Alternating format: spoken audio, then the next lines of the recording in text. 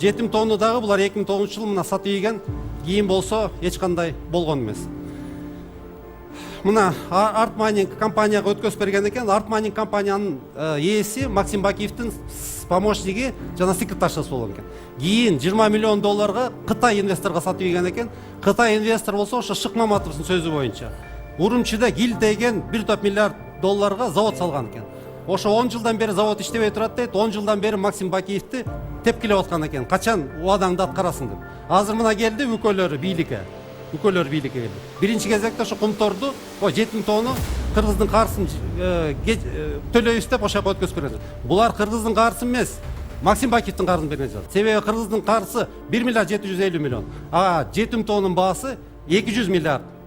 То есть бир уйду берип, бир уй карыз калып туруп 100 уй берген жатасыңар.